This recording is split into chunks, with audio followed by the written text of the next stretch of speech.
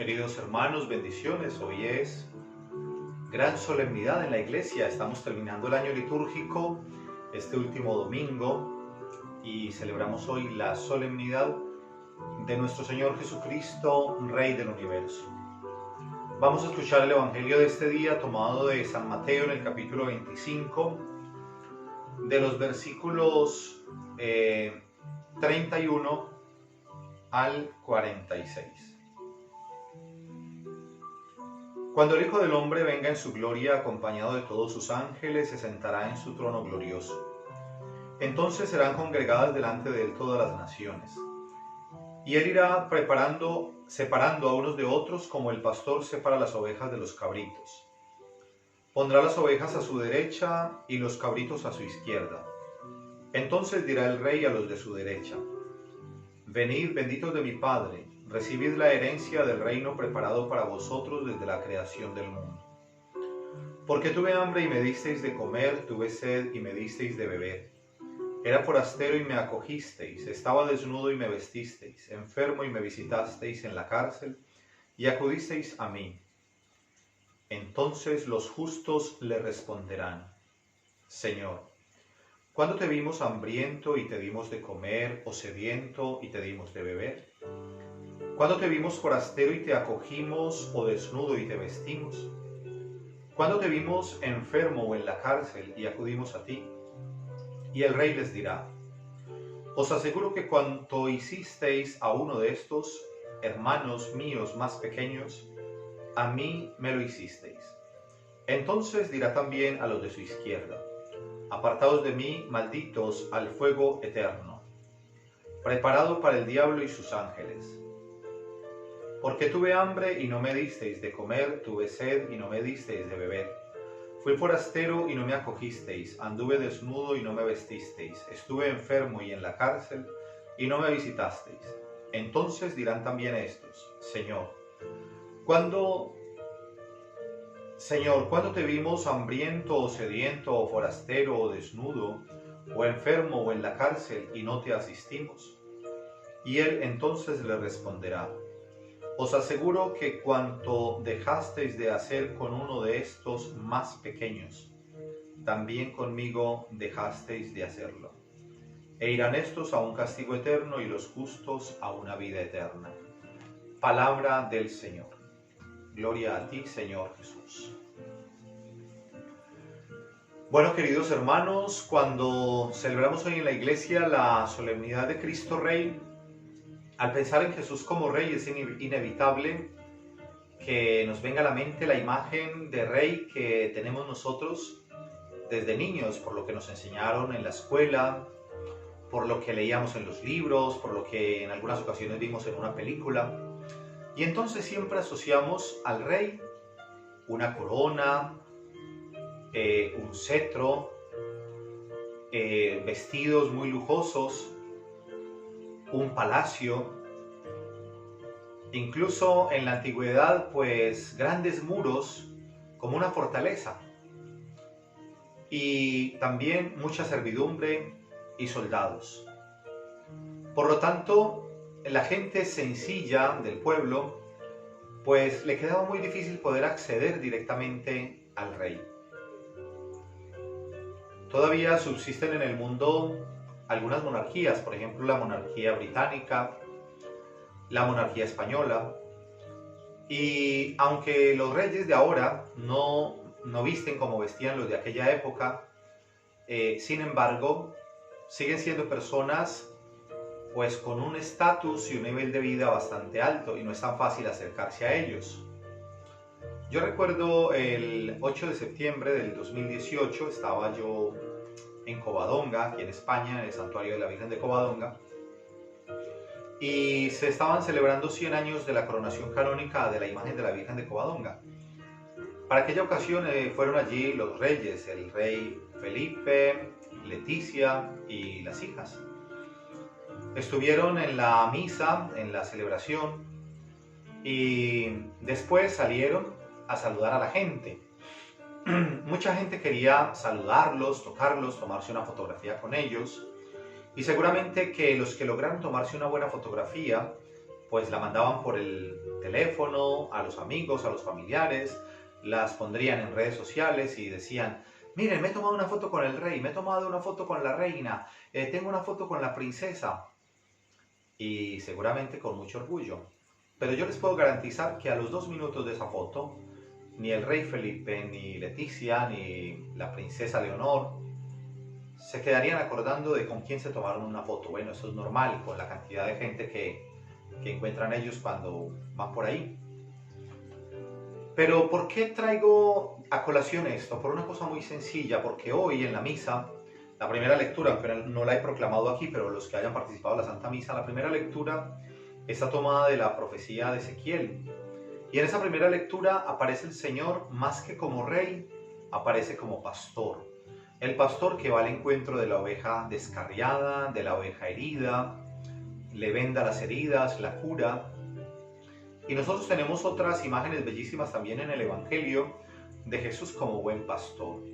Por eso que es especial pensar que nuestro Rey, el Señor, no es un rey como nosotros concebimos los reyes del mundo, que tienen pues mucha gente a su servicio, que tienen un lugar donde no podemos entrar tan fácil. Pensemos nosotros que alguno de nosotros dijera: bueno, pues yo quiero coger el teléfono y llamar al rey de España. Seguramente que no te va a contestar el teléfono, seguramente que si llamas allí, pues las personas que te van a recibir la llamada, bueno, van a pensar: bueno, ¿y este por qué quiere hablar con el rey o con la reina? Y no será tan fácil. Es decir, que si pidiéramos una audiencia tendríamos que justificar muy bien qué vamos a hacer, qué vamos a hablar, y bueno, pues no es tan fácil. Mientras que con el Señor es diferente. Dios, el Señor, nuestro Dios, no está por allá, lejos, en las nubes, quién sabe dónde, sino que está cerca de nosotros. Y por eso cuando entramos al templo lo podemos adorar presente en el Santísimo Sacramento. Es más, en nuestra casa, cuando nosotros estamos en la habitación o en la sala de nuestra casa o en nuestro cuarto, cerramos los ojos y le hablamos, y el Señor está ahí y nos escucha y nos conoce por nuestro nombre. Para entender en qué consiste el reinado de Cristo, hay que mirar a Cristo en la cruz.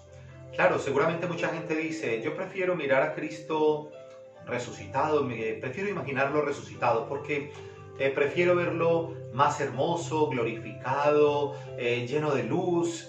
Bueno, es que si miro al Cristo de la cruz, pues me deprimo, me pongo triste, es que es tanta sangre, tanta violencia, como que me desanimo, como que prefiero al Cristo resucitado. Pues hermanos, nosotros no podemos entender el misterio de la Pascua y no podemos ver a Cristo resucitado prescindiendo del Cristo de la cruz. Hay una cosa que a mí siempre me ha llamado la atención en el Evangelio. Cuando Jesús resucitó y se apareció a los discípulos, yo no me puedo imaginar a Jesús resucitado y con todas las hematomas, con toda la inflamación de los ojos, que no los podía ni abrir, de todos los golpes que le dieron, la corona de espinas que le traspasó sus sienes, la cabeza, con todas las heridas de la espalda, los azotes. No me puedo imaginar a Cristo resucitado, apareciéndose a los discípulos así desfigurado. Tanto que en la Biblia, en la palabra de Dios, dice que estaba tan desfigurado que ni parecía hombre. O sea, lo habían dejado vuelto nada. ¿Y cómo imaginarnos a Jesús resucitado en esas condiciones? Jesús está resucitado, glorioso, está pleno, feliz encontrando a sus discípulos.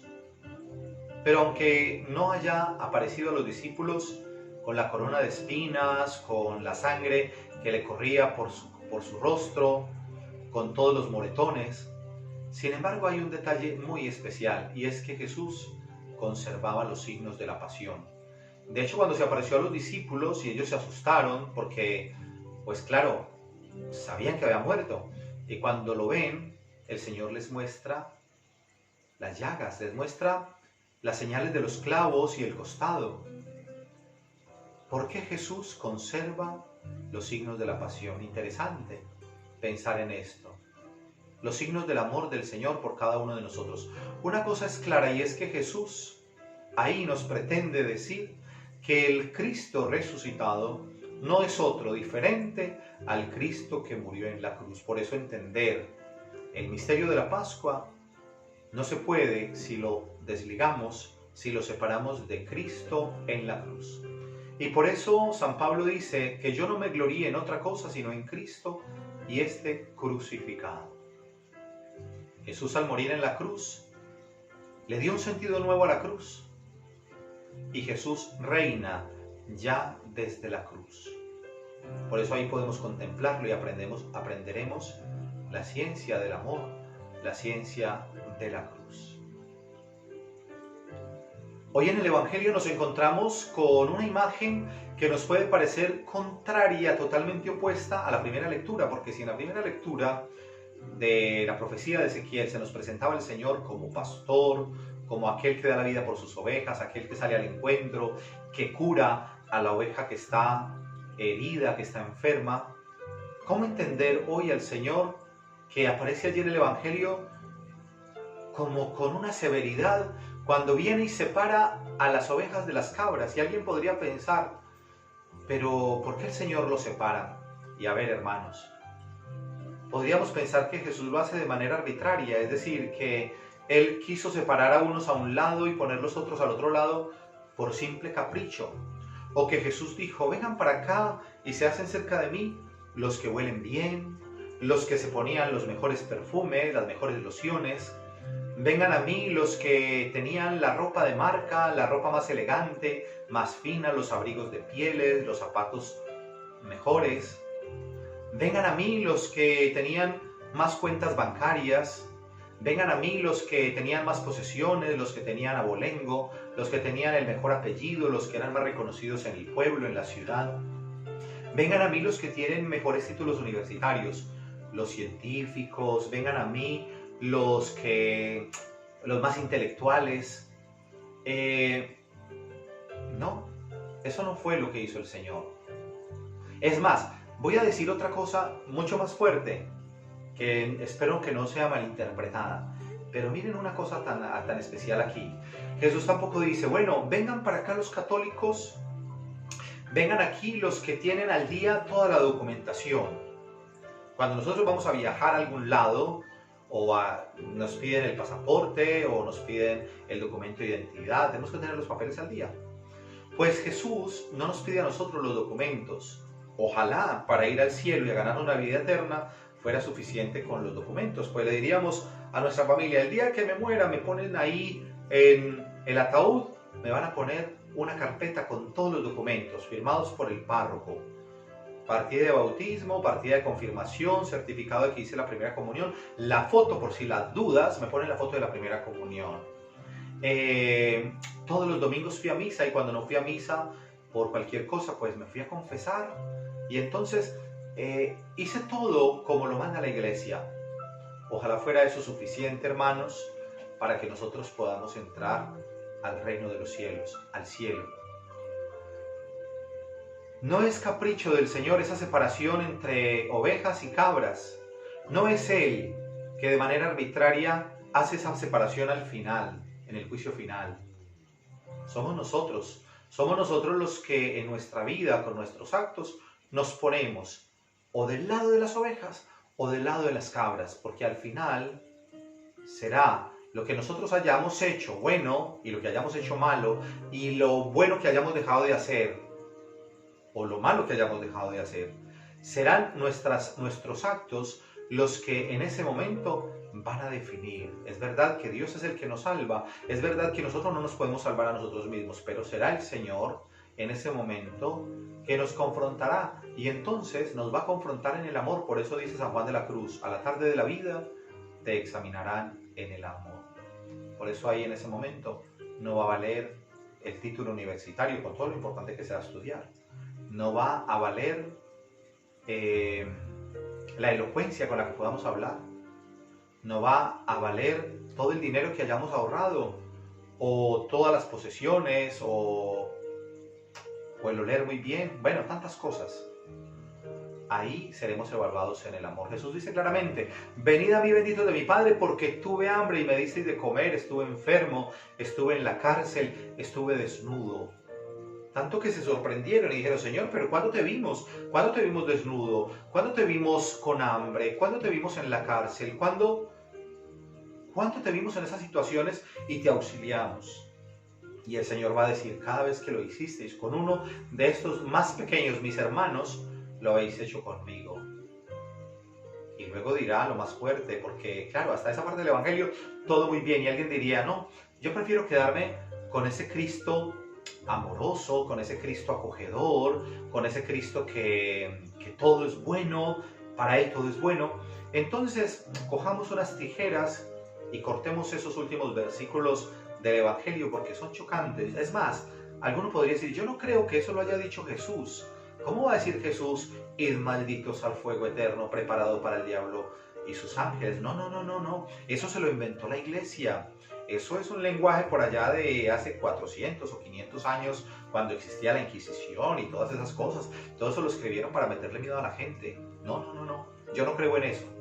Pues hermanos, es la palabra de Dios y no puedo coger unas tijeras y cortar la Biblia y decir, pues esto no me gusta, yo escojo lo que me gusta, como cuando vamos al supermercado y tenemos la opción de escoger, vamos allí, miramos la estantería y me gusta esto, me gusta este producto, cojo este, somos libres, ahí podemos escoger.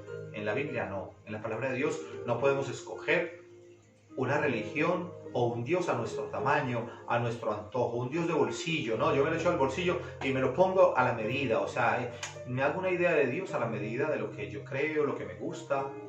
No. Entonces es fuerte lo que dice el Señor. Ojo, pero ¿qué dice el Señor? Apartaos de mí, porque tuve hambre y no me disteis de comer, estuve desnudo, estuve en la cárcel y no me visitasteis. O sea que la clave de eso está en qué hayamos hecho nosotros con nuestros hermanos, con el prójimo.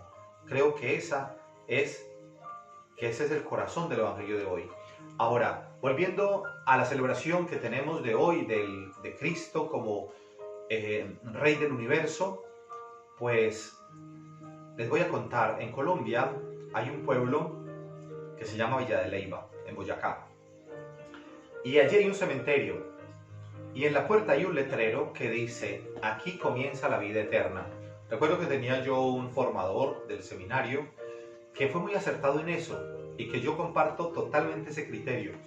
Él una vez nos hizo una reflexión sobre eso, estaba ahí en ese cementerio, y dijo, ahí no comienza la vida eterna, en un cementerio. Y yo me he quedado pensando, porque yo he visto ese letrero ahí en ese cementerio de Villa de Leyva, y he pensado, qué poco conocimiento de teología o de lo más sencillo para poder decir que en un cementerio comienza la vida eterna. No, hermanos, en un cementerio no comienza la vida eterna. Es más, no podemos decir que la vida eterna comienza cuando nos morimos. La vida eterna es ya. Es decir, cuando nos morimos nos transformamos, hay una transformación porque ya dejamos este cuerpo y porque entramos ya en ese encuentro personal con el Señor. Pero Jesús dijo claramente, el reino de Dios está dentro de vosotros. Es decir, que el reino de Dios, claro, cuando vayamos al cielo, vamos a ver al Señor, lo vamos a conocer como Él nos conoce a nosotros, pero aún aunque estemos en este mundo limitados por nuestro cuerpo, con todas las batallas y las luchas que tenemos todos los días, podemos vivir esa experiencia del encuentro con el Señor. En conclusión, ¿cómo entender el reinado de Cristo? El reinado de Cristo es un reinado de un rey, no que está por allá lejos y que nosotros no podemos acceder a Él. Podemos entrar en su presencia, en la intimidad, en el gozo, en adorarlo en nuestro corazón, adorarlo en el Santísimo Sacramento, inmediatamente, cuando queramos, cuando cerremos nuestros ojos y nos postremos en adoración. Entonces, ¿cómo entender ese reinado de Dios en nosotros? Cuando le decimos al Señor, Señor, aquí estoy y te entrego mi voluntad, te entrego el gobierno de mi vida para que tú hagas en mí tu obra. No quiero oponer resistencia, quiero que seas tú en mí, amando a mis hermanos. Cuando nosotros logramos entender esto, entonces ahí comienza ese reinado del Señor, ahí comenzamos a experimentar el reinado de Cristo entre nosotros. Hermanos, que el Señor les bendiga, una feliz semana en el nombre del Padre, del Hijo y del Espíritu Santo. Amén.